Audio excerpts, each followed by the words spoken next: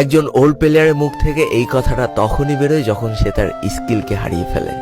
যেই পুরানো প্লেয়ারের গেম প্লেটা দেখে আজ তোমরা হাসছো, এমন একটা সময় ছিল যাকে কাস্টম খেলার জন্য সর্বপ্রথম হায়ার করে নিয়ে যাওয়া হতো। যেই পুরনো প্লেয়ারটার গেম প্লে দেখে আজ তোমরা হাসছো, একটাবার খোঁজ নিয়ে দেখো সেই প্লেয়ারটার গেম প্লে দেখেই একটা সময় অনেক মানুষ গেম খেলা শিখেছে। যেই ওল্ড প্লেয়ারটার খেলা দেখে আজ তোমরা তোমাদের গ্রুপে নিতেও লজ্জা পাচ্ছ, খোঁজ নিয়ে দেখো সেই ওল্ড প্লেয়ারটা কোনো একটা সময় কোনো একটা গিল্ডের লিডার বা অফিসার ছিল। যেই ওল্ড প্লেয়ারটা আজ তোমাদের রিভাইভ দিতে যেতে ভয় পাচ্ছে, মনে রেখো একটা সময় ছিল যখন এই প্লেয়ারটাই পুরো মাঠ একা ফাঁকা করে বুয়া নিয়ে আসতো। যেই নতুন প্লেয়ারগুলো শুধুমাত্র ডাইনামিক ডুয়োর সাথে গেম খেলার জন্য সারা রাত জাগো, তোমরা মনে রেখো যারা ওল্ড প্লেয়ার ছিল তারা সারা রাত খালি ট্রেনিং পিটাতো নিজেদের স্কিল ভালো করার জন্য।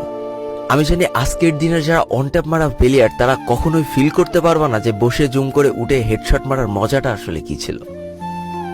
আমি জানি যেসব ওল্ড প্লেয়াররা এই গেমের থেকে হারিয়ে গিয়েছে তারা এই গেমটাকে আজও ভালোবাসে। জীবনে এমন হাজারো ওল্ড প্লেয়ার আছে যাদের ফ্রি ফায়ারই ছিল জীবনে প্রথম রাত জাগার কারণ।